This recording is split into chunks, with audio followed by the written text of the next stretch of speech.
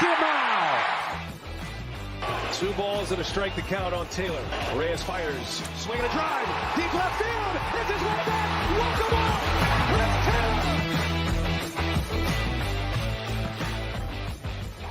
What's up, everybody? Welcome into DodgerHeads Live, presented by DodgerBlue.com, part of the Blue Wire Podcast Network, the medium-large sports network as well. My name is Jeff Spiegel, joined tonight by Matthew Moreno, and happy Sunday to everybody joining us live on Facebook, on YouTube, on Twitter. As always, we greatly appreciate you. Matt, happy Sunday. It's been 48 hours since we got some breaking news that Teoscar Hernández was back as a Dodger. So have you slept a little bit better over the last 48 hours? Sure. Not necessarily because of that. I mean, we got to kick off the weekend, obviously, with the Teoscar news on Friday. We had a great crowd that night, and I'm seeing a lot of the same people in here. So glad, always enjoyable when that's the case. But then, USC went out and casually won another football game in Vegas. So they haven't lost in about a month now. And so I've been sleeping pretty good because of that, I would say. Yeah, they're not going to lose for another 7 or 8 months. There you go. So you've got that going for you as well. Some of us are still playing football. Some of us have games at rather notable venues this upcoming week. So we'll see. Should be a fun week of football as well. We got some stuff to talk about. We got some news on Roki Sasaki, which it feels like. Sorry, Blake's in the chat telling me he says he has nerd gummy clusters, greatest candy in the world. But we have some Roki Sasaki news, far more important. That's the Nerds Gummy cluster of news information, I think, is Roki Sasaki updates. We have some details on Teoscar Hernández's contract that has come out since we last spoke on Friday. And then also, I want to chat a little bit about this notion that the Dodgers are, quote unquote, buying a championship, and basically ask the question, does that even work? Is there incentive to spend the way that the Dodgers are spending? So that should be a fun conversation. But Matt, let's start with Roki Sasaki. Depending on who you asked, he was one of the top free agents available this winter once he was officially posted. Obviously, from a value perspective, he's clearly number one because of what he's going to get paid as essentially the same as a draft pick, a minor leaguer, that kind of a thing.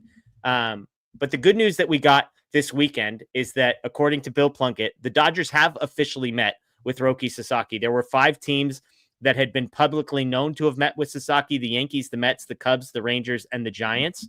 We have now been able to add the Dodgers. Jack Harris adds. There's probably other teams if we didn't know about the Dodgers, and now we do. But the good news is this: the Dodgers have met with Roki Sasaki prior to the holidays. What that means, what was discussed, we don't know that, but they've met with him, Matt. Yeah, what I'm now curious to find out is who was part of that meeting. Was it? I imagine that These are probably kind of preliminary right now. So it's, the general manager / president of baseball operations from the respective teams, maybe ownership representative. I know Mark Walter eventually sat in on some of the meetings the Dodgers had with Juan Soto and Scott Boras. But I'm curious if there are any players. We got Dave Roberts allowed in that meeting, or do you think he got barred from even knowing that it was happening after the Ohtani mishap?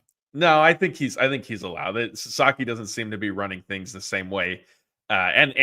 He was also with the Scott Boras one, because it came out after the fact that it wasn't clear who asked it, but how Dave Roberts would set the lineup had the Dodgers signed Ohtani. Like, that was a question posed to him, and so he answered that, which I thought was kind of interesting. But yeah, I mean, I imagine he probably would have been, or maybe this first one was just basically Friedman and Gomes, and kind of laying out, hey, this is our vision, this is what we can do, and then when you hear back, that's when it's kind of the more expansive ones. But that's what I am curious to find out, is what that group was, because we did hear with Ohtani last year that Mookie Betts was part of it, Will Smith, I think Bobby Miller. Like, it was kind of some of the expected people. Obviously, Dave Roberts was in that as well. But yeah, that'd be interesting. I know the Phillies, kind of mentioning the teams that Sasaki has met with. It seems like reports have been that the Phillies were basically told, thanks, but no thanks type thing. What do you? So now it's the interesting thing to me, because in Jack Harris's article, which we'll reference a couple times because it's full of great nuggets, he basically says it's likely Sasaki's full list of meetings was longer than, again, the now 6 teams we know. He said the Phillies are the only team known to have been denied a meeting. I mean, it's interesting to me, that he's denying anybody a meeting. I mean, that makes sense, so I'm not surprised. I guess the Phillies surprised me, because the Phillies are obviously good. Like, they're competitive year after year. They're not, like, it's not like the Pittsburgh Pirates were denied a meeting or something like that. So do you have any, not that either of us have any inside information, but like, why in the world would he deny the Phillies? We're going to get to a report that maybe it's an East Coast, West Coast kind of a thing. That's what I was going to say. I think maybe that's some of it. I think because the some other of the teams part, he's met with are East Coast teams, both New York teams.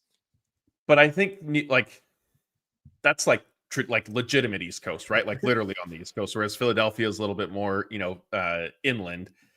I think maybe the other part of it too is you look at the Phillies roster and, yes, there's some reason to be optimistic, but there's also some question marks there. And they're not, I think maybe, and it could just be Philadelphia for whatever reason. Sasaki doesn't necessarily want to make his home there. And that's certainly his prerogative. To your point, there is the expectation, the rumor, I guess, if you will, that he does prefer the West Coast. And I think, if a lot of Dodger fans obviously on our show, you want to read between the lines and think that to be Southern California, but West Coast is also technically Seattle, San Francisco, San Diego. So Sacramento. I was going to say Sacramento. I almost said Oakland. Anaheim. Would Vegas fall? Vegas is West Coast? No? Okay. So maybe we can eliminate Sacramento, Oakland, Vegas then in that sense. But yeah, I mean, it's interesting. And it's the Phillies specifically, I'm not 100% sure, obviously, what the main reason was. I think there are multiple possibilities. And, maybe at some point, I'm sure Sasaki, Don Kim is saying, I like this suggestion. Yeah. That like maybe it's the media of Philadelphia and sort of known as one of the more ruthless cities from a fan perspective, media perspective. That's been part of the conversation. He's been treated pretty poorly in Japan for his decision to come over early and kind of do things differently. And so it's possible. Dong, again, who's posted this on YouTube, that's a pretty good suggestion that maybe that's part of the Philadelphia argument. Yeah, perhaps it could be. And, maybe we get an answer. Maybe we don't, whenever Sasaki does make his decision and has the press conference, I'm sure he'll be faced with questions of, why was it this team? Why, why did you not meet with so-and-so? And if not, then, so be it. And the Phillies, I'm sure will pick up the piece. I will say that this being out there, whenever Sasaki goes to play at Citizens Bank Park, it's not going to be a friendly environment for him, but oh well. Yeah, I'm sure it'll be a short trip to Philadelphia and then it'll be home. Look, I mean, the other thing you kind of hinted at this, John Heyman had an article where he said, quote, "It would be a shock if Sasaki doesn't end up on the West Coast." What's interesting is we had Ben Badler on our show, and Ben is like one of the best when it comes to international free agency. And he wouldn't claim to like have inside information on Sasaki necessarily. But one of the things I most remember from the conversation, which again is on our channel, I would encourage people to go check it out. But because he said the Dodgers were the favorites. But one of the things he said is historically, this West Coast, East Coast thing has been a big deal. West Coast closer to Japan, easier game times, easier flight, etc. And he basically said in 2024, 2025, like, I just don't think this matters anymore. I think the way that the world is, the way that travel is, etc. Like, I just don't think what coast you're on is going to matter. So it's interesting that on one hand, Heyman says, I would be shocked if he doesn't end up on the West Coast. But again, you look at the teams that are reported to have gotten meetings with him. One of the 5, now 2 of the 6, if you count the Dodgers, are on the West Coast. The other 4 are either in the Midwest, whatever you call Texas, and then 2 in New York City. And so I remain, Matt, like this is where I'll land the plane on Sasaki. My stance remains the same that it has been all along, which is nobody knows anything. Every reporter and every industry person is just living in the same echo chamber of it makes sense. Of course, it's going to be the Dodgers. And then they say it and somebody else hears it and somebody else says it and somebody else hears it. And all of a sudden, everybody's saying the same thing. And so how much stock do you put in? Like when John Heyman says, I would be shocked if he doesn't end up on the West Coast. Have you gotten to a point with this story where you're like, I don't know. I don't know if he's like knows anything, or are you like, I don't know if Heyman says it, I put some stock in it. I put some stock in it only from the sense of I do think that the one constant we have heard from a lot of different reporters that I do think holds weight and some truth is that the Dodgers are one of the favorites. Okay. And so, like, I don't think that this is a scenario, because I don't think it's a scenario of like one person, like you said, echo chamber. One person said it, and now it's just being repeated. I do think that there's a sentiment that is the case, and there's reason to believe that. And so when Heyman says, West Coast, I think that kind of ties into that. It could also be, is the cup half empty or half full? And if somebody, were to argue a different way and they look at it in this particular sense, then sure, like I'd be willing to listen to that. But big picture, I agree with you. Like the specific, like does he, want to play with Japanese stars or not? Like, is he for or against that? Like, I don't think we have any idea with that, but I do think that there has been enough smoke that at least like the Dodgers and maybe a little bit West Coast might be preferred. Yeah, I agree with you. Like, and I've been to clearly state what I've been saying this whole time. I understand why everybody thinks it's the Dodgers, the 6-man rotation, Ohtani and Yamamoto, the development of pitchers, the market and the ability to go get sponsorship deals, the ability to be successful, the West Coast thing. All of this makes total sense to me. Again, I just wonder, is any of this sourced, or are we all just making the same assumptions, which are fair assumptions, and wondering the same thing? Now, the more I read somebody like John Heyman or Ben Badler or whoever say that the Dodgers are the favorites, the West Coast is going to happen, like it doesn't make me sad to read those things. So I'll say that. Let me end with this. Teoscar's here. Blake Snell has been signed. Tommy Edman has an extension. At the beginning of the offseason, you could make a case that Roki Sasaki was basically priority 1A. Because of the value, because of the talent. They've obviously gone out and signed one of the best, if not the best, starting pitchers out there in Blake Snell. They re-signed a guy like Tommy Edman. They re-signed a guy, or extended Tommy Edman. They re-signed Teoscar Hernandez. How critical to the success of this offseason does Roki Sasaki now become? By the time he's posted on January 15th and is eligible to sign, how critical is it that they get this done for this to be a quote-unquote successful offseason, Matt? Very critical, because I don't know if you heard this, but Walker Buehler has taken his talents to Boston, and so you need some of these. How do you nerds put it? High ceiling pitchers. Don't get Blake started on whether he believes in ceilings or floors. Yeah, maybe Blake signed off the chat to go finish his nerd gummy clusters, but I mean, it's not imperative. But it is pretty important, I would say. Yeah. I mean, the Dodgers have run out of starting pitchers in October the last 3 years, and they found a way to win the World Series this season. So credit to them. But once somehow they run out of starters, and so you need as many of these starting pitchers, Sasaki, because if it's not him, then at that point you're looking at kind of depth pieces. And I think if you get Sasaki, obviously if there is a ceiling, then it has been raised for the rotation. Yeah, I mean, I think for me, the offseason has been a resounding success. They went and got Blake Snell.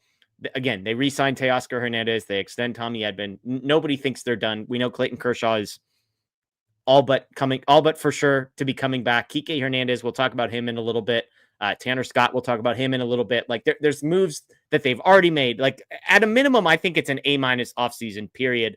End of sentence. If they did nothing else, just by bringing Teoscar back and signing Blake Snell, I think it's been a success. I think Roki Sasaki, of all of the guys we're going to talk about, Tanner Scott probably second, is like the cherry on top. It's like, how do you move something from an A- to an A to an A+? Sasaki, just from a value perspective, what he's going to be paid versus the value he's going to offer the Dodgers over the next 7 years, the youth and how that fits in the long-term plan, you can understand why he's been a priority. But it's just interesting to be sitting here, Matt, because I think at the beginning I was like, oh man, if they don't sign Sasaki, ... Well, now that they already have Snell, I just think it's like you're playing with house money at this point. If it works out, great. If not, they're going to be fine in 2025, probably 2026. And then, maybe we'll be talking about, oh shoot, we missed out on Roki Sasaki after that. Yeah, I will say there's some tough graders in our chat tonight, a couple of B+ so far for the offseason. I would give it an A. I think it's a solid A if they don't do anything else. And I think Sasaki and or Tanner Scott take it to an A+. So yeah, I mean, I agree with you. Like it's not crucial. Had they not signed Blake Snell, then yes, it would be a completely different story. You have to get Sasaki or else like there's some serious trouble. But yeah, man, now a B- for the Dodgers this season. BC, tough. Yeah. There we go. There's Wendy. Wendy says I give it an A. I mean, and keep in mind too, I think the other reason I'm pro what the Dodgers have done is you see like the contract that Corbin Burns just signed, you see the contract that Max Fried signs, and you're like, and we paid what for Blake Snell and how much of that money deferred? Like, it's just, I think the Dodgers you could make a case the best of those three pitchers. If you want to make a case for Corbin Burns, fine. But like from a contract value perspective, it's not even close. That what the Dodgers did with Blake Snell compared to Corbin Burnes and Max Fried, light years better value from the Dodgers perspective. Yeah, definitely. And I think though the big thing with Corbin Burnes signing with the Diamondbacks was, I don't know if you heard, but the Dodgers gave the Diamondbacks permission to go around MLB's rules and include deferrals in Corbin Burnes' contract. So because the Dodgers are, they decide these things however they want, and so they told the Diamondbacks, go ahead, you can do it too.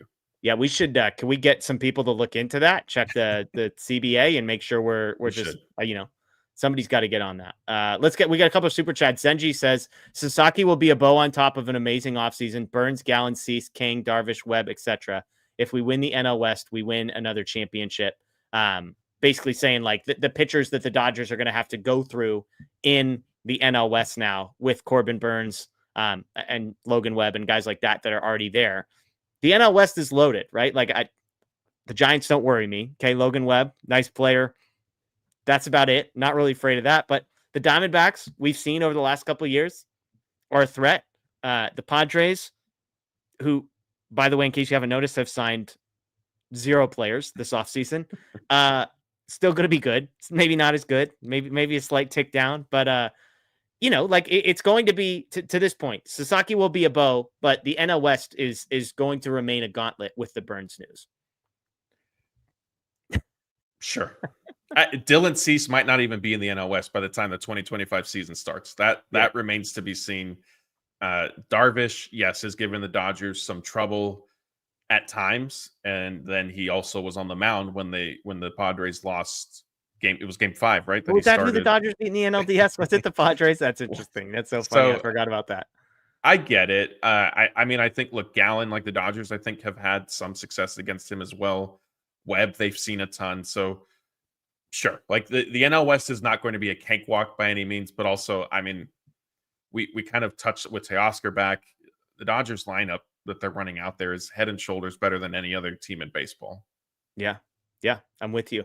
Richard says, enough of the Roki talk. Serious question. If Mickey Mouse's OPS fell below 400 and was hitting 220, does Blake renew his Disney pass? What do you think? Is Blake loyal there, or do you think he starts to question if Mickey starts to slump a little, if the cream cheese inside his pretzel starts to get a little cold? He has a cookie experience similar to the one you do. Do you think he gets a little joke, a little cold feet around his Disney pass? No, I mean, the joke is on all of us because Blake has he's Mr. Disney. He has the lifetime pass already. So he's locked in through thick and thin. Yeah, for Life Day. It's like he gets to go to one of the 12. There's actually 8 Life Days. That's what I was about to say. All 10 Life Day dates, Blake is there. And he's been, like I said, he's forever there. Tim says, I was wondering what the AAV of Teo's contract is for luxury tax purposes. Does buyout money on the team option count for the tax? Is it team friendly? ? Tim, perfect question, because our next topic was exactly that, was Teoscar Hernandez's contract. If you weren't able to join us when we did a live show breaking down the contract, we were sad to have missed you. You can go back and watch that conversation, but I'm sure you have heard by now, Teoscar Hernández re-signed with the Dodgers, a 3-year, $66 million contract that includes a $23 million signing bonus paid up front, $23 million in deferrals, and a $15 million fourth-year team option. Now, I feel like we did a pretty good job, Matt, because we were talking about that team option, and we were like, that's a weird option. Like, we were worried about them going to a third year. Why would they include a fourth year? And I speculated, I said, I just wonder if it's a mechanism to basically put a buyout in the contract so that Teoscar gets more money, but it isn't spread out over the 3 years of the contract. Turns out that exactly what it is, although it's way higher than I expected.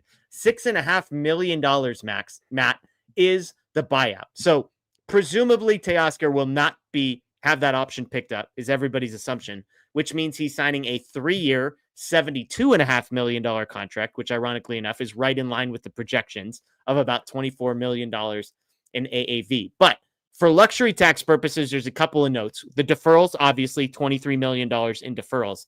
The $6.5 million buyout, obviously it would not come until after the third year. So that money is not technically deferred, but that money would not have to be paid until, the winter of 2027 when they were to make a decision on that. So 6.5, the buyout is not until 2027, and then a bunch of the money is deferred. So that's what we know about Teoscar Hernandez's contract details up until this point. I have not seen an official luxury tax purposes number on AAV. Have you seen anything, Matt?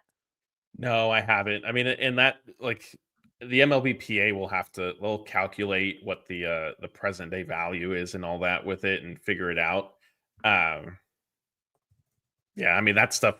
I know Blake's pretty good with like this count thing. Sometimes these numbers and what gets That's not a big numbers guy, okay, everybody. Yeah, just give me look. He's here for He's here for 3 seasons. I know. I saw somebody saying they're a little worried about the contract. I thought we were kind of past that point. I mean, look, 3 years was what it was going to take to get it done. It did come out that the Mets tried to kind of kick the tires on a 2-year contract with Teoscar Hernandez, which I thought was pretty interesting considering not that they don't have any needs after signing Juan Soto, but can you imagine if the Mets had signed Juan Soto and somehow signed Teoscar Hernandez after that? What kind of live show would we have been doing with that type of news?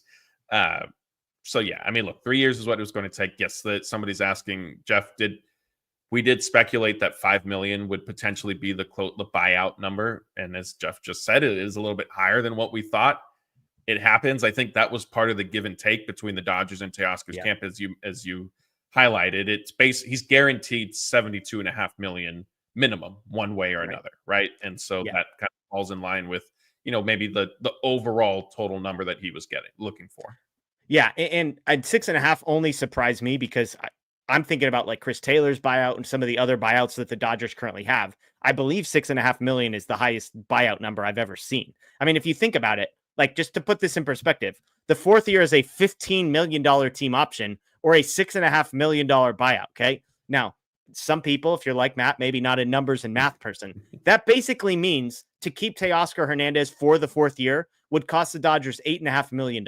That's it. Because they got to pay him 6.5 one way or the other. If you pick it up, it only costs you 15. So I think that goes to show you how little confidence they have that they're going to pick up that team option, how little like confidence Teoscar has they're going to pick up that team option. But the good news is, I joked about him being a JD Martinez type.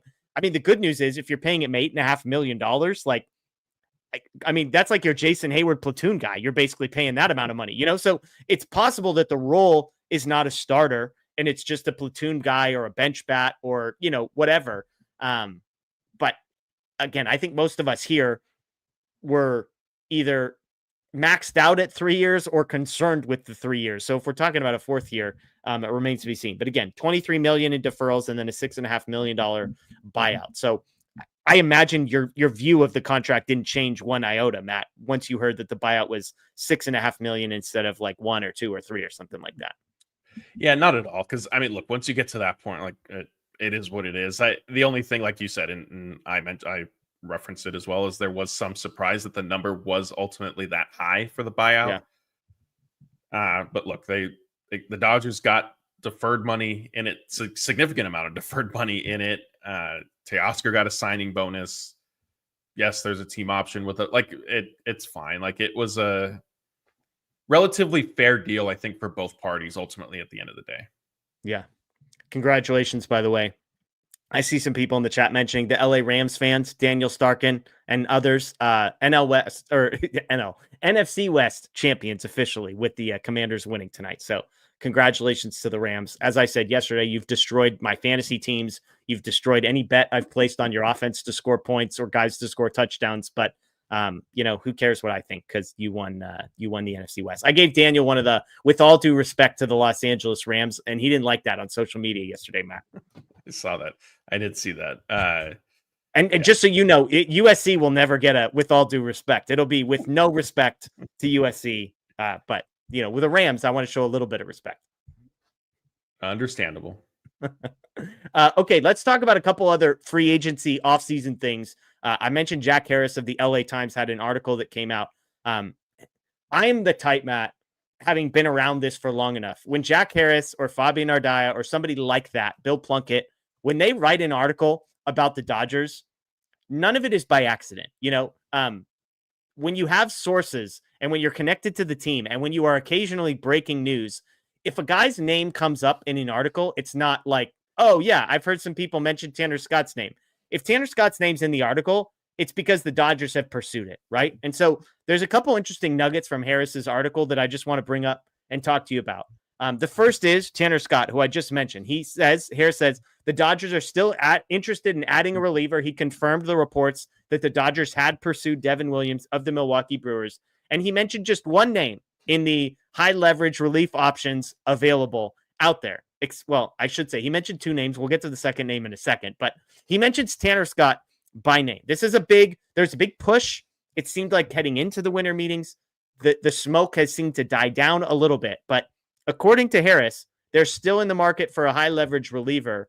Does that surprise you at all, Matt? No, no, a high leverage reliever, no. That potentially being Tanner Scott, yes, and even Devin Williams a little bit. Tanner Scott more so just because Andrew Friedman has not been the type to spend big on a relief pitcher. Yeah. I've mentioned this the last time he did it was Kenley Jansen. That was to keep Kenley, who the Dodgers, I think, if they're going to, I don't want to say that they have rules, but if they're going to go against some of their prior history, I think it tends to be with guys typically that they've been around, that they know, they've got to see, they watch how they work, how they interact with the clubhouse and all that stuff. So it being Tanner Scott surprised me a little bit. Just also, like I said, I didn't anticipate the Dodgers wanting to spend big on a relief pitcher, but at this point, like I am expecting them to firmly be involved in his market. It doesn't seem like he is. There was that report of the early interest, and now Jack Harris is mentioning it again. But things have really cooled off for Tanner Scott, and I mean most players in general. But yeah, I mean it certainly makes sense. Yeah, I'm with you. You mentioned Kenley Jansen. Blake Trinan's kind of the only other guy they've given like a big, double 10. Yeah. What is it? 8-figure contracts to on the relief pitcher side, on an AAV basis, and obviously the Trinan contract. It's hard to argue that hasn't been a resounding success, especially shout out to Blake Trinan, Game 5 of the World Series, absolute dog. But Tanner Scott, yes, the Dodgers don't typically give out big money contracts to relievers, but when they do go after players, it tends to be guys at the very, very top of the market. And Tanner Scott is that. I'm not saying he's the best reliever in baseball, but I think you can make a case that if you were putting together a list of like the top 7, he's probably on that list. And the Dodgers might have a guy or two that are on that top 7 list as well. He's a lefty. The Dodgers don't have a ton of those. They have Alex Vesia and Anthony Banda. Banda, of course, was a DFA guy, just this past year. And behind them, there's not really much. So that makes sense. Obviously, keeping him off of a contender, given the success he's had against a guy like Shohei Ohtani, probably helps. The stuff helps. So all of those pieces to me, Matt, make sense for why they would pursue Tanner Scott. And yet, while I think they might, I'm still going to be surprised when the news comes across, if the news comes across my ticker, Dodgers signed Tanner Scott 4 years, $58 million, or whatever the number is, $60 million, whatever the number is. I'm still going to be shocked because I think it's going to be 4 years. And I think it's going to be close to 15, if not higher on the AAV, maybe 65 million. I don't know, but I think it's just going to be a big number. And that's going to surprise me for all of the reasons that you just said. This just isn't in their DNA as a team. Yeah, I think I'm with you. I think I probably will be surprised, even though it makes sense on a ton of different angles. Blake brought one up, like you have the Ohtani off the like basically sponsorship money that's coming in now, which yes, like that is a factor. And maybe that is kind of influencing how the Dodgers are operating at this point in terms of perhaps being willing to spend. And I don't want to say not just so much the financial commitment for a relief pitcher, but the long term, if you will, for a bullpen piece. You mentioned like obviously signing Tanner Scott means that Shohei Ohtani won't have to face him anymore. And on top of that, Brandon Gomes did, and some of it is kind of just GM speak, like you're not going to, completely talk down an opponent. Unless you're the Dodgers and you win the World Series first and then you do it after the fact. But Brandon Gomes mentioned, he kind of expects the Dodgers and Mets to be battling it out for NL supremacy because of Juan Soto. And so having Tanner Scott in your bullpen for those Juan Soto matchups, like certainly would be a big benefit as well. So, it could, it makes sense because it makes sense in all those fronts. I still would be surprised, but I wouldn't be shocked, I guess. Whereas like years past, I would have been completely shocked if the Dodgers did something like that. Yeah. And the other piece about Tanner Scott that you have to mention is this is a guy who has had success in the postseason. This past year, he appeared in all 5 games of the NLDS, 4 1/3 innings, no earned runs. a bunch of strikeouts. He had 1 inning prior back in 2023 with the Marlins. It was scoreless. So 5 1/3 career postseason innings, small sample size, but 5 appearances in the NLDS, played in every game, 4 1/3 innings against the eventual World Series champs.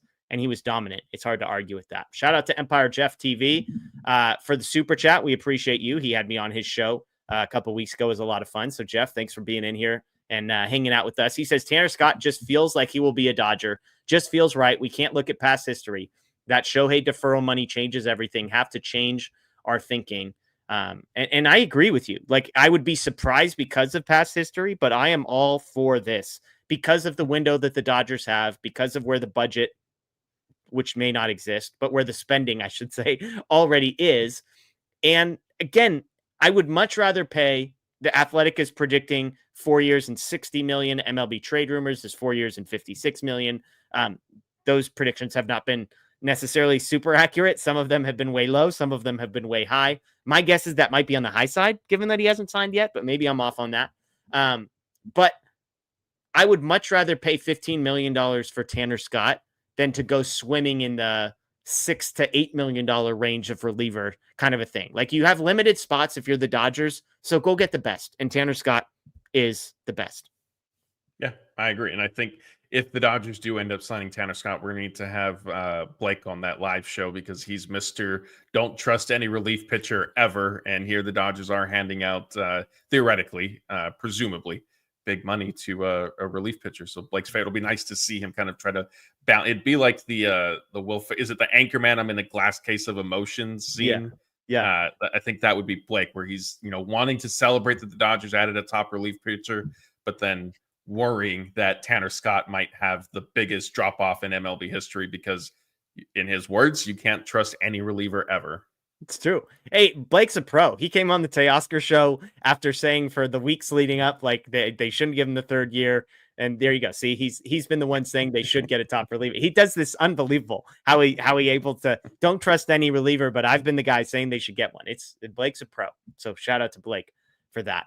One other note from Jack Harris's piece that I do want to talk about, and there's nobody better in the world than Matthew Moreno to talk about this with. He says fan favorites like Kike Hernandez, as everybody expects, and wait for it, Joe Kelly. I mentioned names are not thrown around in these articles on accident. Fan favorites like Kike Hernandez and Joe Kelly are also still lingering in free agency and could be options to return if the Dodgers seek more lineup or bullpen depth. Your thoughts? The Kike Hernandez one makes sense. I read the article. The Joe Kelly thing didn't necessarily catch my. I mean, when he wrote it, I thought, okay, like, yeah, he is a free agent, and sure, like we've seen this from the Dodgers before, right? Where they go back to Joe Kelly and they re-sign him on a 1-year deal. I didn't think much of it until we were kind of preparing right before we went live. And to your point, like, I don't think Jack Harris is going to throw out possibilities without there being some sort of smoke there. Yeah. It's still Joe Kelly. I don't think the Dodgers.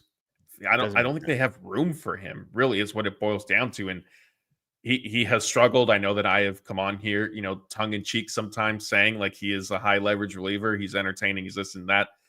I do think that Joe Kelly has provided value at times for the team, but I don't really see a world where he fits in this bullpen. And that's with, look, I know Bruce Dark-Gratterall is going to miss at least the first half of the season. Now, the caveat to all this is if the Dodgers, for whatever reason, believe that Gratterall's injury maybe is more serious and you need another right-handed reliever, fine. But yeah, I don't, at least on a major league deal for Joe Kelly, I don't see it. Yeah, and Blake in the chat saying minor league deal is fine and will probably happen. If it's a minor league deal, great.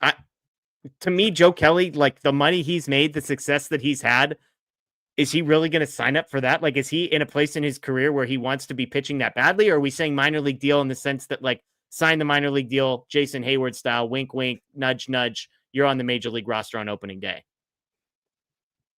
I mean, I could see I guess I could see a minor league deal from the standpoint of he's from Southern California. He went to UC Riverside. I think he enjoys being home. But yeah, I mean, if it's a minor league deal like the Jason Hayward, like the Daniel Hudson, where it's like, hey, we need to sign you to a minor league deal for now just to buy us some time, then it's not really a minor league deal at that point, which then, like, It again, gets you around the 40 man roster crunch, etc. But to your point, that doesn't solve where does he fit in this bullpen and the number of guys who have options or don't.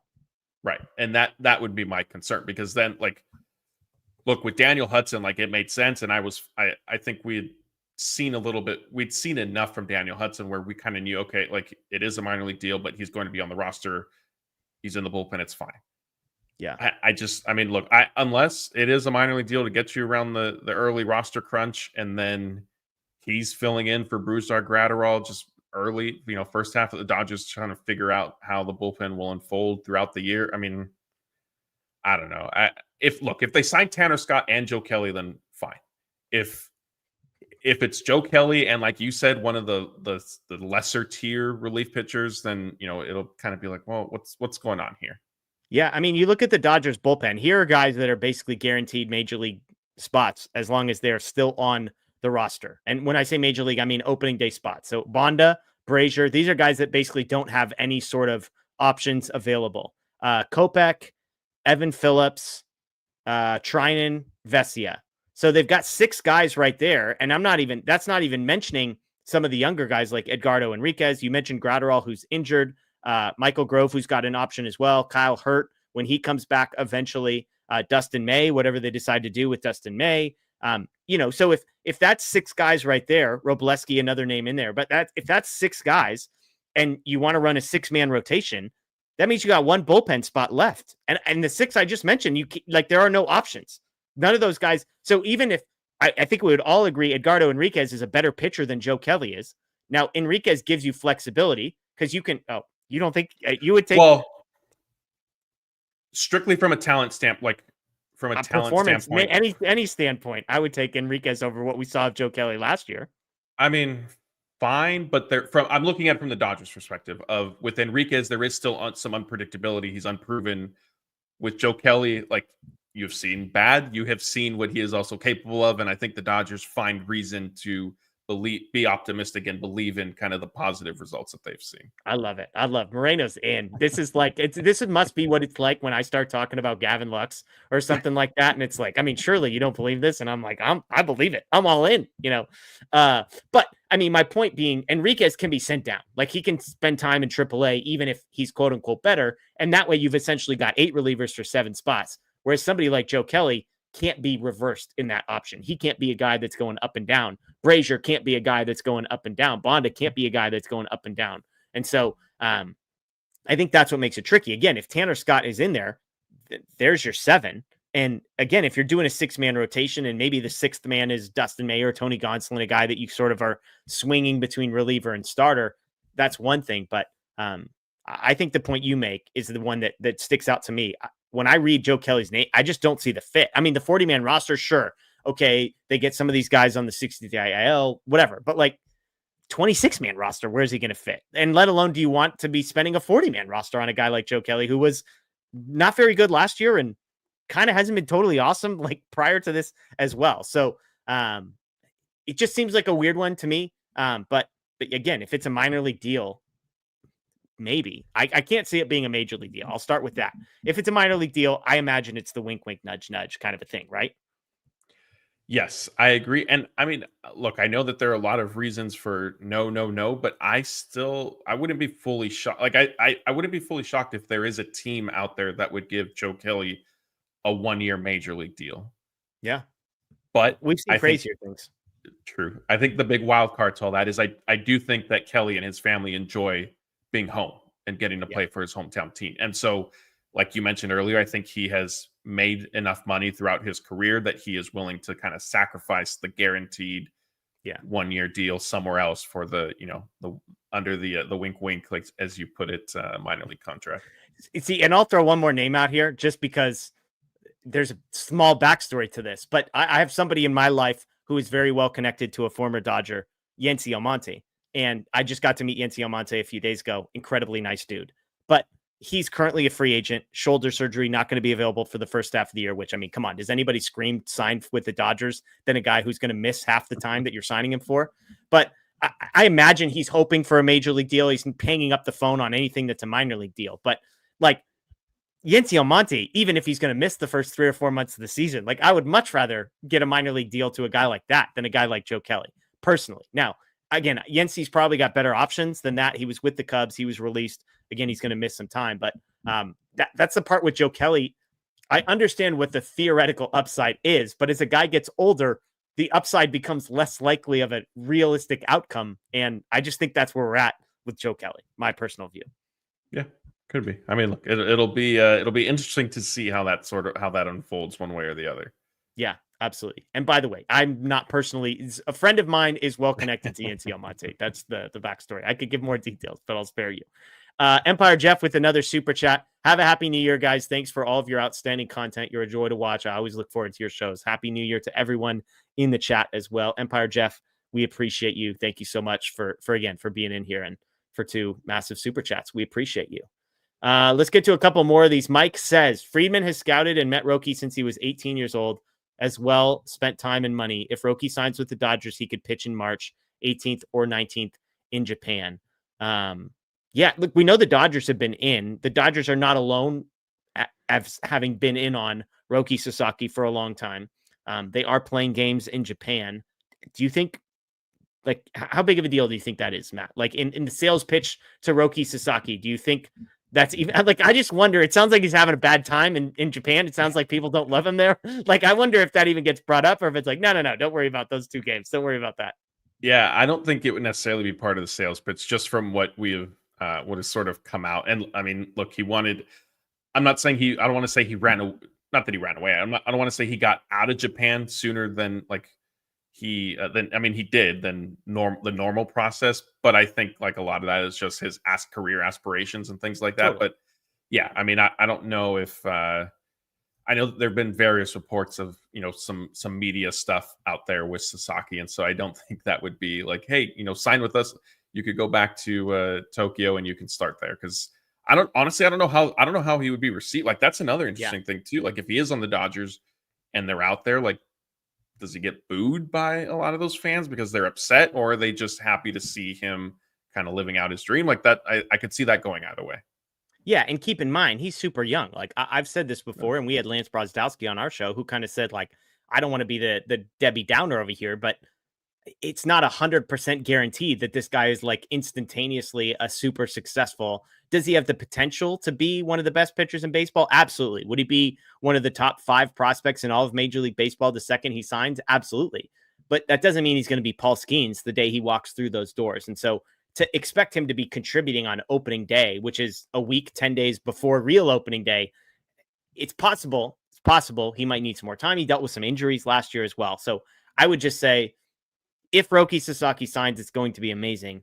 I wouldn't necessarily start buying tickets for the first couple weeks of the season, assuming you're going to get to see him, because with the depth of the Dodgers rotation, with his injury history, all sorts of things, they might slow play it a little bit and say, hey, we would much rather have you available in October than now, especially with, and consider this, if he's doing all these meetings and signing right now, like, what kind of shape is he going to be in a month and a half when a month after January 15th, when he actually is reporting to Dodgers camp, is another piece of that.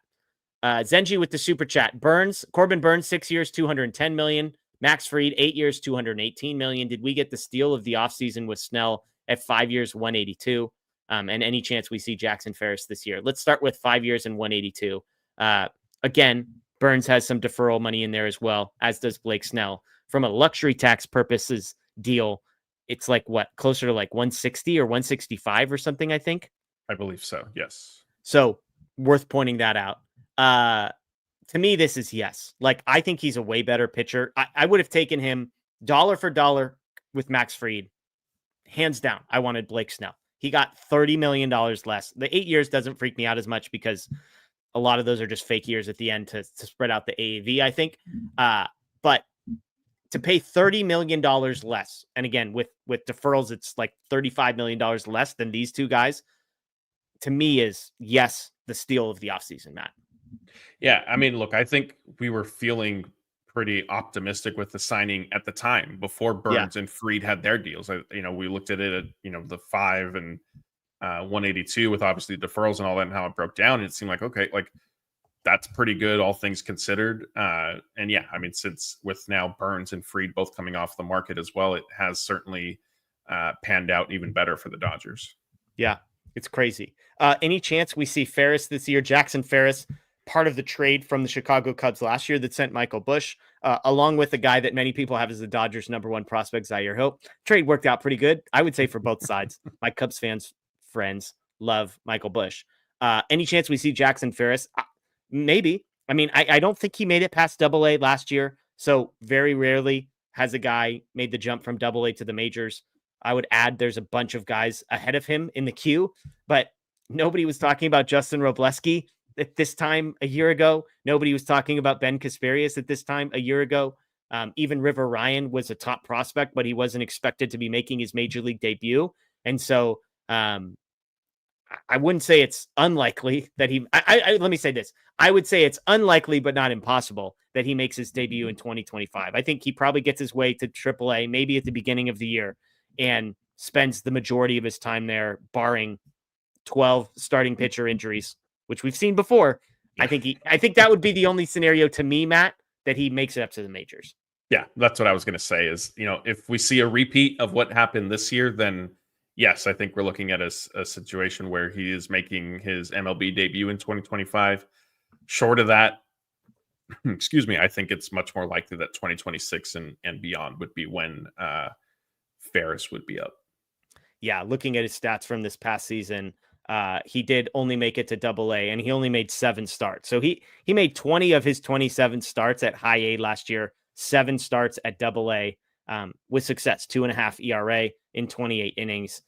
So he'll go back to AA almost assuredly to start the year, make his way to the Oklahoma City Comets at some point in 2025. And then from there, who knows? So thank you as always to the super chats. Thank you as always to everybody on Facebook, YouTube, and Twitter watching us live. We greatly appreciate it. That's Matthew Moreno. I'm Jeff Spiegel. This is DodgerHeads Live, presented by DodgerBlue.com. I wanted to have one more conversation. So this is a question, Matt, that has been coming up a lot lately. I don't know if you've heard this, Matt. The Dodgers are spending a lot of money this offseason, last offseason, every offseason. The Dodgers are spending a lot of money. And you have joked previously in conversations, Matt, that all this conversation, people complaining about deferrals, you wish people would just go back to complaining about how the Dodgers are trying to buy a championship. I have good news for you, Matt. People are starting to complain about the Dodgers trying to buy a championship. And so I dug in a little bit to the numbers in the past. And I wanted to ask this question. Does buying a championship work in Major League Baseball? Does spending the most money, or even being in the top 3, top 5 spending, does it actually correlate to on-field success? Now, the short answer is, of course, spending money makes it far more likely that your team is going to be good. But Major League Baseball, as we've talked about on this show and many other people have said, the postseason is such a random tournament for the most part that the very best team oftentimes is not rewarded with on-field success and championships. So I dug into the last 10 years, Matt, and I looked at luxury tax numbers. So like kind of what's your luxury tax number? Because salary cap can mean a million different things. And the top 3 payroll, I'll just ask you, I'm not putting you on the spot or trying to do a gotcha here. In the last 10 years, how many times do you think a team with a top 3 payroll has actually won the World Series? I'll say 3, basically 30%. The answer is just twice. Okay. Only 2 times in the past 10 years has a top 3 payroll won the World Series. One of those, you might remember, 2024, the Los Angeles Dodgers won the World Series championship. I'm not sure if you remember that. The Dodgers had the highest payroll, luxury tax purposes. You probably heard that a couple of places, and they went and won. It's worth pointing out, by the way, Dodgers, Mets, and Yankees were 1, 2, and 3. All 3 of those teams were in the championship series or the World Series. So there might be some, correlation in 2024. But besides that, to find another team, you'd have to go all the way back to 2018 with the Boston Red Sox. The Boston Red Sox they had the highest payroll in 2018, and they went out and won the World Series, which again is just unbelievable content to tell a Red Sox fan that they had the highest payroll in 2018 and won the World Series. Because golly, that's a team that loves to tell the media how interested they are in guys that they don't end up signing. But so just twice, having a top 3 payroll has gotten 2 World Series in the last 10 years. How many times, Matt, out of the last 10 years, do you think a top 7 payroll has won the World Series? We'll broaden this. So we're not just talking 3 teams. the top 7 payrolls in Major League Baseball gives you a what percent chance, do you think, at winning the World Series? In the last 10 years still? Last 10 years. 4? 5. So 5. Okay. So top 7 payroll gets you a 50% chance. And those years would be 2024, again, which we mentioned. 2020, the 5th best team. The Dodgers had the 5th highest payroll. 2019, 6th highest payroll was the Washington Nationals. And then 2016, the Chicago Cubs had the 4th highest payroll. My point is, like, if you go back in 2023, when the Rangers won it, they had the 8th highest payroll. 2022, the Astros won it, they had the 9th highest payroll. 2021, Braves had the 13th highest payroll. Now, how they got to 13th is a whole nother conversation, not for this day. Again, the Dodgers in 2020 were 5th, Washington 6th in 2019, Boston 1st in 2018. Houston in 2017 had the 19th highest payroll. They were also cheating. 2016, the Cubs were 4th, and 2015, the Royals were 11th. And so my point at all this, Matt, is I understand the argument. I understand, as a guy who lives in the Northwest surrounded by Mariners fans, I understand the frustration and the annoyance with the Dodgers going and spending money. And yet, as a Dodgers fan, there's a part of me that's looking at this and saying, like, guys, this doesn't guarantee us nearly, like, as much crap as the Dodgers get. It's like it's a shoo-in. It's like it's, oh, well, you spend the most money, it's guaranteed. Even the top 7 teams, it's 50% you might fail. 50% chance in the last 10 years that you would fail. Yeah, I think to me the biggest in the current kind of era, the last 2 CBAs, if you will, of Major League Baseball, like, because when the Yankees, obviously, like, the big story now is there hasn't been a repeat champion since the Yankees won 3 in a row, right? Yeah. And when the Yankees were doing it, they were spending big, like, it was kind of different rules, like you sort of, in some sense, it seems like more so back then, like, you could, and I'm not saying the Yankees did this, but like it did seem like that was how, like, you could buy a World Series championship in that climate system arrangement, whatever you want to call it. I think now it's shifted to, the high spending. I think what it guarantees you is at least a shot in October. Yeah. Right. And you said it as when we were coming on, like the joke for years had always been like, oh, look at the Dodgers spending all that money and not winning anything. Like, and now everybody's mad that they're still spending. I don't want to say the same amount of money because it has certainly increased, but and again, I think the problem is, look, and I like the Ohtani's contract, like, he's only getting paid $2 million. Right. Right. It's 43 for the purposes of the numbers I'm looking at. Ohtani goes down to 43 million. Good point. Fine. Then I can't go down that path then. But that is still fun. I mean, honestly though, 43 compared to 70, it's not 2, but it's not 70 either. Right. So, I still do think that spending all this money, like what it guarantees more than anything, in my opinion, and even that is guarantee is loosely said, is a seat in October. And if anything, MLB has made that a lot easier for the teams that aren't spending the way the Dodgers do and other big markets do because of the expanded postseason, which, hot take, spoiler alert, was a money grab for the league and the owners to continue lining their pockets. It wasn't in the interest that, like, spare me with we want to give, the Pittsburgh Pirates a true shot in October now. Like, yeah, it was to continue, putting money in the owners' pockets. I think, honestly, what's going to happen now, and look, like, I don't care if people are going to accuse the Dodgers of buying a championship, this and that, because it's almost a perfect storm for the Dodgers where, yes, they are spending a lot of money. They're also spending it wide. Like, the Padres have spent a ton of money on, like, 5 different shortstops that have been moved around. The Mets are spending big. Yeah. Let me talk Mets real quick. 2nd in 2024, second highest payroll, 1st in 2023, 1st in 2022, 5th in 2021. In the last 4 years, they've been in the top 5 every single year. And this year, the year they basically blew it all up and traded away their high cost guys to, like, quote unquote rebuild, was the first year they actually had any meaningful success. So I don't mean to interrupt you, but the point you're making here is the right one.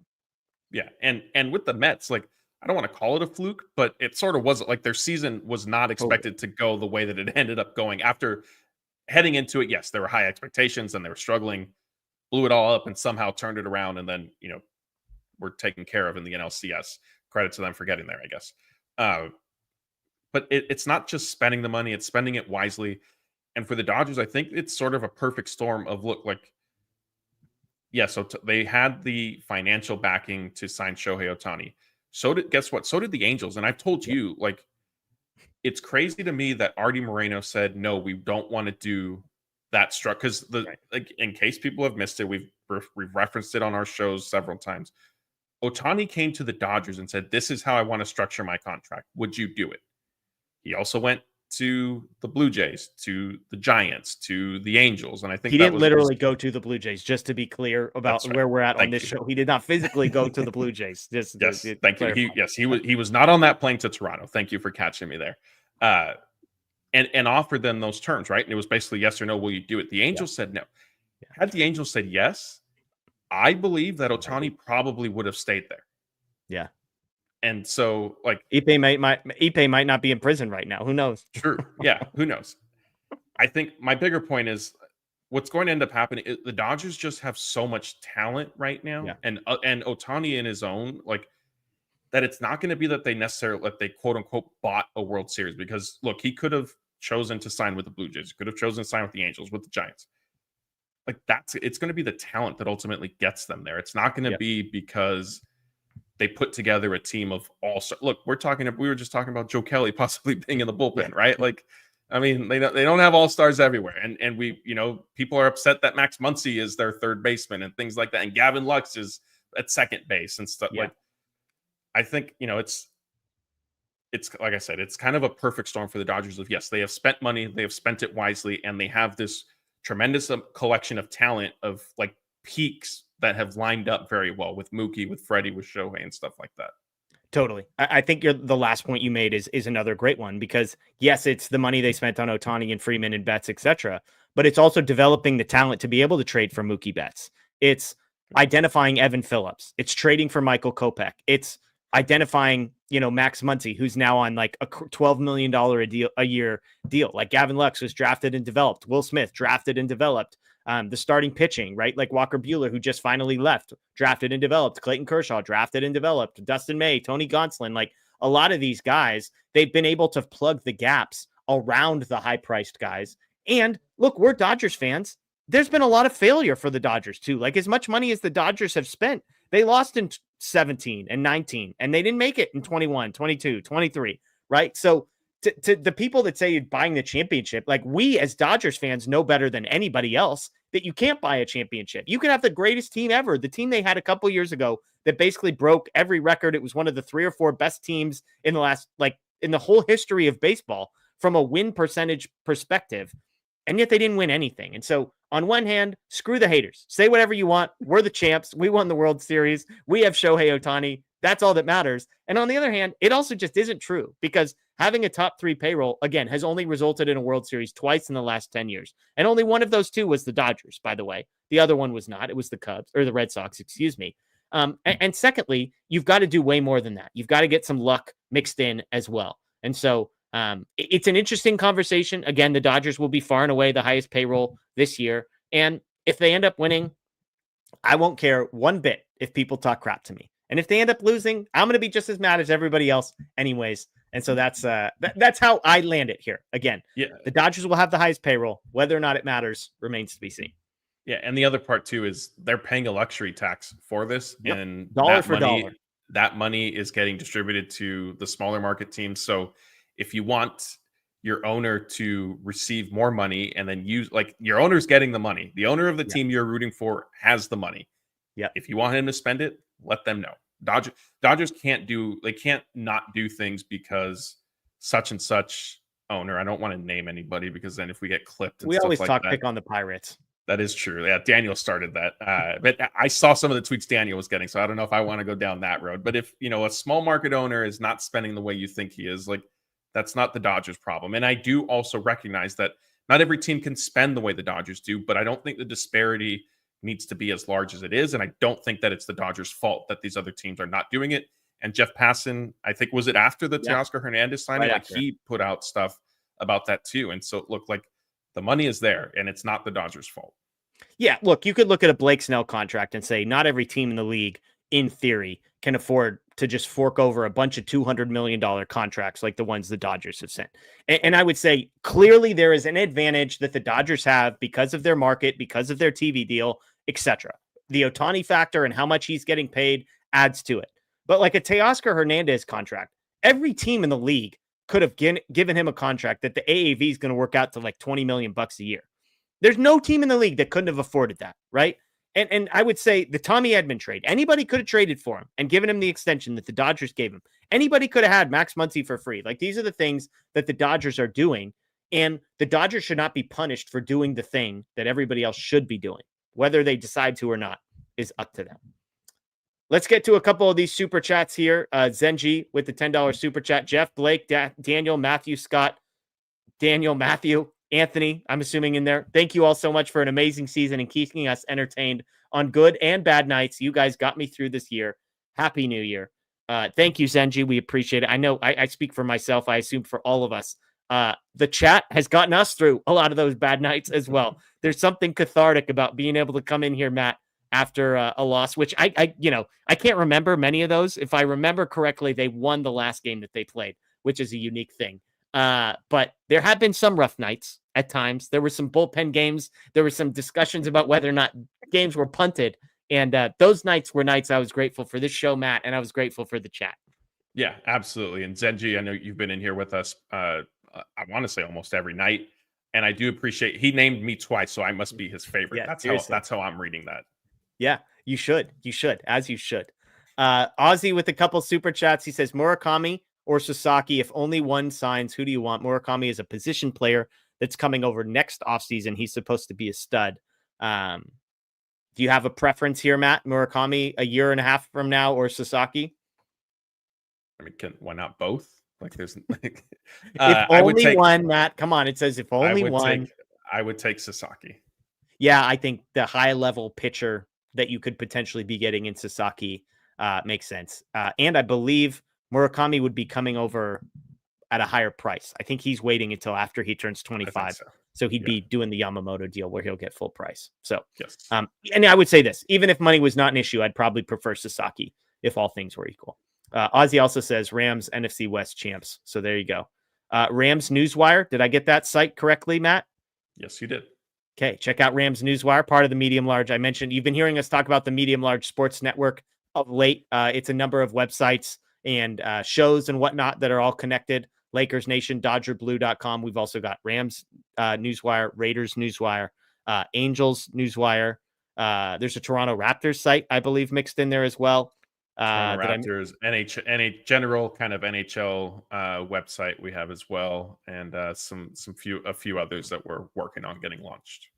I love it. And so we appreciate it. So all right, let's get to some questions. If you've got any questions, throw those all caps in the chat. We got about 10 minutes left. We'll take some of those.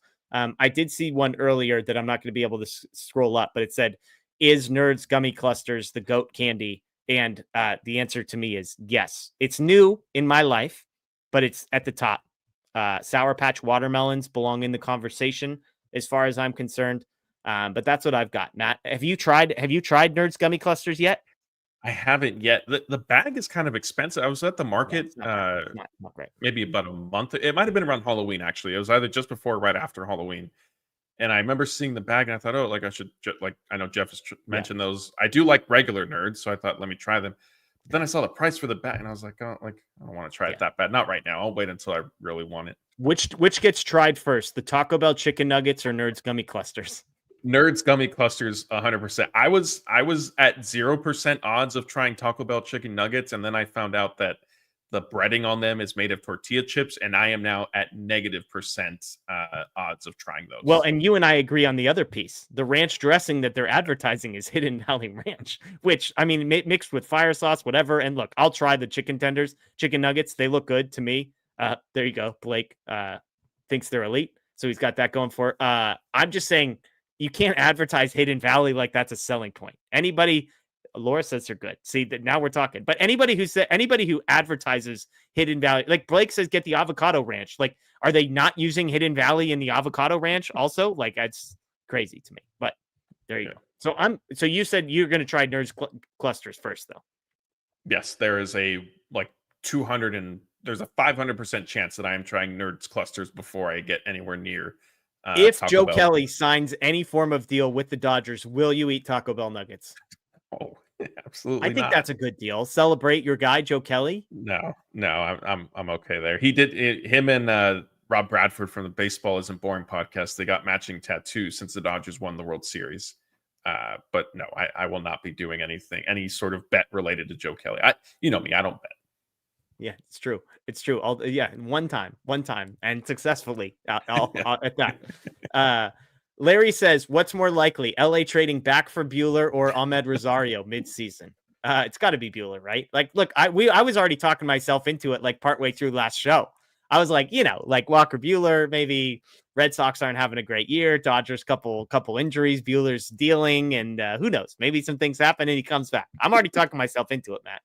Yeah, I could see it. Red Sox and Dodgers, I think, have traded once or twice in the past, right? So why not line up on another one?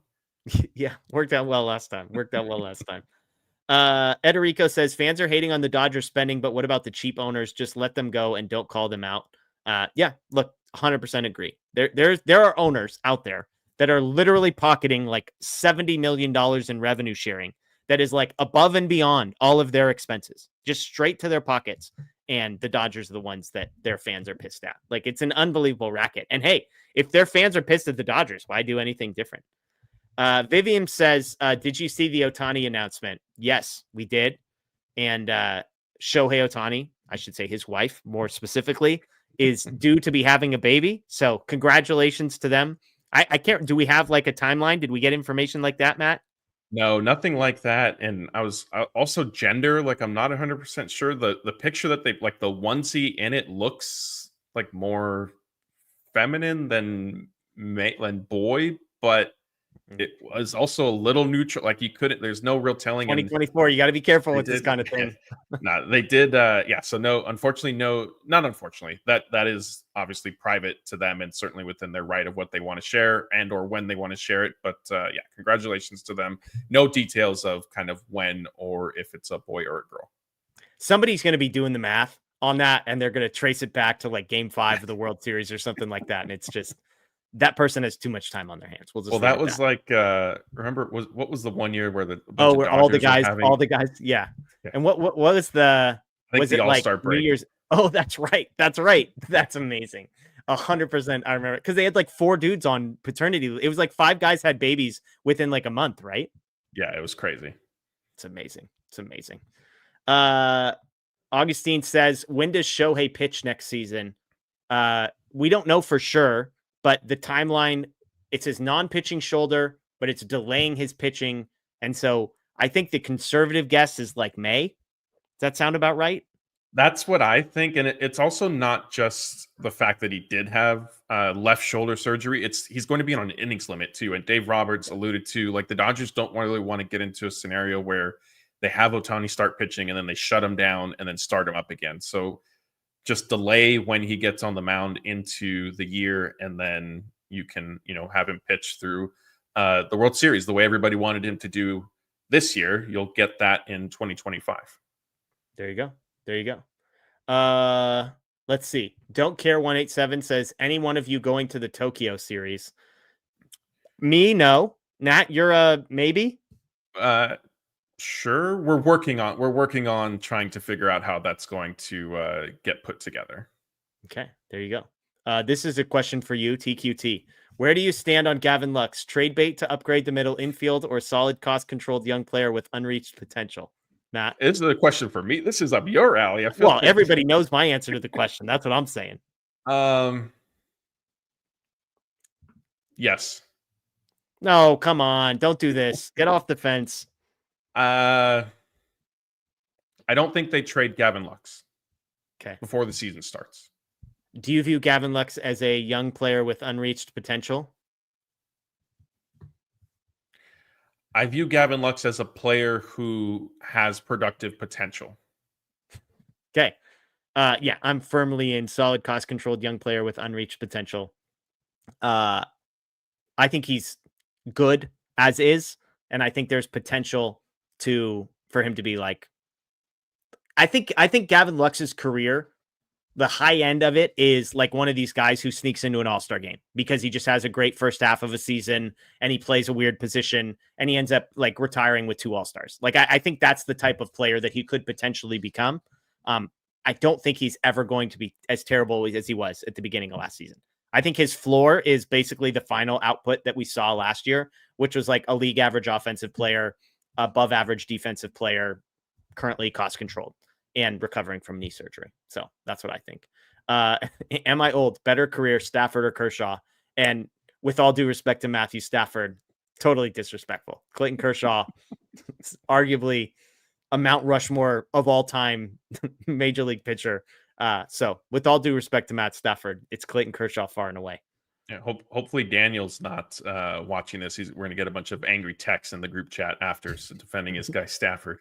Did you know that Stafford and Kershaw went to the same high school? Yeah, and played. They also played football together. Did you know? Had you heard that story? Matt Stafford was intimately familiar with Clayton Kershaw, if I understand the workings of a football snap. Well, Cole says, Matt, you can dip the nuggets in your Alfredo sauce. No Alfredo sauce at Taco Bell's the problem.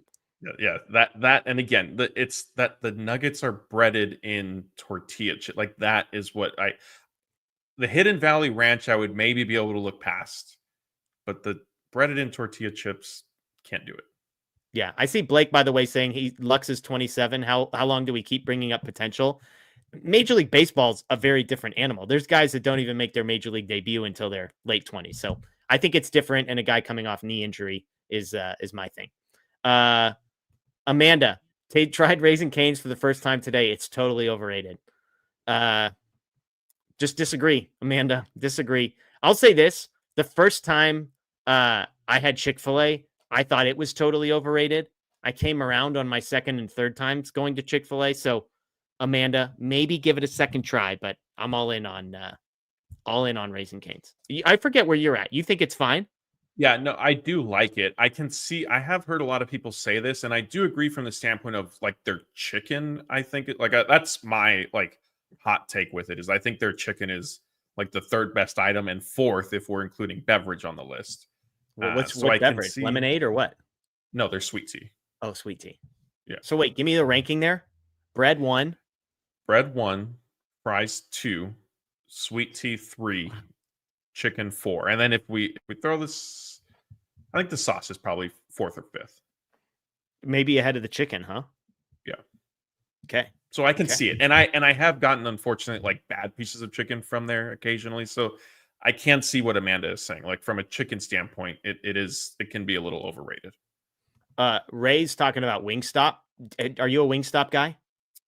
I know you don't like buffalo wings are overrated, that whole thing. Yeah, so that's like to me the best item at Wingstop. I think their fries and ranch are really good. Their chicken sandwich actually their fries are incredible. Yeah. Wingstop fries are incredible. Yeah. So and their chicken sandwich isn't bad. So it's I'm fine. I'm fine with Wingstop. Okay, I tweeted this out. I had 2 food opinions that I felt like I needed to put out into the world. Number 1 is Cold Stones. We don't talk enough about Cold Stones, Matt. Cold Stones amazing. I did see that. Sweet cream ice cream with brownie mixed in. All time stuff. Why don't we talk about Cold Stones more? Way better than Baskin Robbins. Aren't they kind of expensive? Yeah, it's not cheap. But So I mean, like why. ice cream's expensive. Like if I'm going out to get ice cream, Cold Stones is better than everywhere else. You know me, I like what I like, and I'm a Jamocha almond fudge guy from Baskin Robbins. So when I want ice cream, that's what I go for. Cold Stone, honestly, I've only had definitely once, maybe 2 or 3 times total in my life. So it's not something that I've been to often. I wonder if maybe to answer your question, is it a availability issue? Because I know like there aren't a ton around me, and I think just in general, like there are fewer of them than like a Baskin Robbins, or obviously, if you want to go nostalgic, then Thrifty and things like that. Yeah, I see. We got this. You should change the name of the show to Dodger Foodies. We've got some people we allow on the show that we would get banned if we called this a food show based on some of the opinions. My last one, Matt, is pineapple. I've got pineapple in the number 2 spot in my fruit rankings. Number 1 is a great peach, in-season peach. Unbelievable. Number 1. Pineapple number 2. We don't talk enough about how good pineapple is. Cut up a good pineapple, just nice and juicy. I mean, we need to talk more about these things, in my opinion, Matt. Sure, Jeff. You're out on pineapple? Yeah, I'm not. I do like pina colada, but like an actual pineapple, not a fan. Well, and pina colada is more coconut, anyways. But I mean, It's kind of like the tropical kind of a deal. But man, out on pineapple. Mango's great too. Like real good mango for sure. So, kiwi, I see Ederico. Kiwi also. Apples are good. I feel like apples just like middle of the road. It's like, it's like the apples, like the Freddie Freeman of fruit. Like it's just consistent. It's always there. Yeah, Yeah, Blake I says think Dole Whip. I agree with a Dole. green apple with some peanut butter is great. Oh yeah. Great. Yeah, I remember when somebody introduced me to the different types of apples. Like obviously I knew green apples versus red, but then there's like Honeycrisp apples and that kind of thing. And it's a game changer. Honeycrisp apples, no joke. Way better than a There you gal go. apple. That's all I'm gonna That's say. what TQT is jumping in with honey. Yeah, Honeycrisp Honeycrisp. apple. Let me tell you, it will change. It's expensive. Yeah, see, Pink Lady, not my jam. I'm a honey crisp, but I'm a Granny Smith green also. So I did we got some see. options. Sorry, but people are. We apologize to people who only want to hear baseball talk, but if we do get into some food at the end, and it is people are interacting with us here. Dodgers Raiders everything said Sonic just opened in my area. I'm sorry. Any good? No. Do not go. Yeah. Save yourself the trouble. Yes. My favorite Sonic story, and this probably makes me sound like such a loser, which I'm perfectly content to be, is I'll never forget going there, and I asked for 3 things. I had ordered an iced tea, and I had kids in the car. So I said, can I please have lemon for the iced tea, and then 2 cups of water? And I was proceeded to be charged for all 3 of those things. They charged me for each lemon they put in my iced tea, and then they charged me for the 2 cups of water. And I was like, am I understanding this right? And they looked at me like I was the craziest human being on the face of the earth. And here you go. Like, if you don't believe us that Sonic stinks, there you go. Blake says Sonic is fine. So just go get Taco Bell. I will say Sonic, like if you want to go for a milk, like a Sonic milkshake over or Raising Cane's something. is a crazy in Oh yeah, no way. No. Sonic for like milkshake, like desserts, like can be okay, but yeah, other than that, don't get their food. Somebody asked, what do you think about Salt and Straw? Portland's own Salt and Straw. I've come to learn on this show that it's now all over the place. It's in LA. Salt and Straw is very good. Very good. I'm a sea salt and caramel guy. I'm not into the weird lavender and like I've tried the weird stuff, but sea salt and caramel, incredible. But yeah, the brownie mixed in with Cold Stone. They do have a chocolate fudge brownie one. I usually go sea salt and caramel mixed with the chocolate fudge brownie. Just get all that mixed up. It's kind of amazing, but yeah, it's really good. Also very expensive, but yeah, started in Portland. So shout out to Salt and Straw. All right. I think we did it, Matt. I think we covered everything. Roki Sasaki, Tanner Scott, Teoscar Hernandez, the Dodgers buying championships, and peaches are the best fruit. So check, and check. Thank you, everybody, for joining us, as always, on Sunday nights. It's good to be back with you. I hope everybody has a good New. Oh, yeah, we did get a question, what we're going to be eating on New Year's Eve. I'm planning on going to Trader Joe's and getting like 6 different appetizers and just crushing appetizers for however many hours we have people over at my house. That is my game plan. No specific food, just appetizers, specifically from Trader Joe's. That's my plan. Do you have any plans, Matt? Well, real quick before I answer, you need to get the Trader Joe's ranch dressing that Daniel has recommended. We need to check his recommendation. I'll be probably dipping some appetizer in my Trader Joe's ranch tomorrow night. There we go. Augustine Choi is asking if I'm getting pasta for New Year's Eve. I don't think so. My wife and I will be going to dinner and then coming home, I don't know, some point, a few hours before, I guess the ball drops for us on the West Coast. Because with our dog, it's just easier to be home. She doesn't like fireworks. And so if fireworks are going off, we don't want her to be home alone. So just a nice dinner and then relaxing at home. So I don't know. I do know that the restaurant I will be getting a Caesar salad because they are known for it. They make it tableside. Where are you going? What's this place called? It's called Del Rey, Dalrae. Yeah. It's kind of like an old, I guess like a traditional kind of older steakhouse sort of. Okay. So they're known for a Caesar salad. So I'm getting that. I don't know what my entree will be. So we aren't doing a New Year's Eve show. Not chicken. Hopefully not like.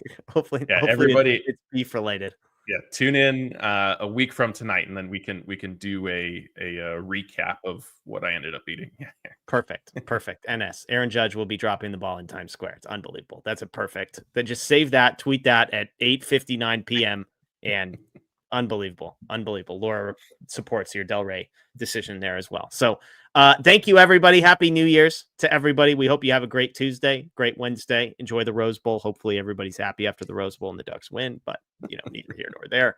That is Matthew Moreno. I'm Jeff Spiegel. Check out DodgerBlue.com, DodgerBlue1958 on social media. And of course, if you're new here on YouTube, subscribe, ring the notification bell. If you're a podcast person, Apple, Spotify, Google, find us, find the Dodger Heads podcast, rate, review, comment. We would greatly appreciate all that stuff. Helps us. Even if you're not a podcast person, just go to Spotify or Apple Music or whatever you use, search for Dodger Heads, give us a subscribe, rate and review. We greatly appreciate that. Enjoy the rest of your night, everyone. And of course, as always, go Dodgers and still champs.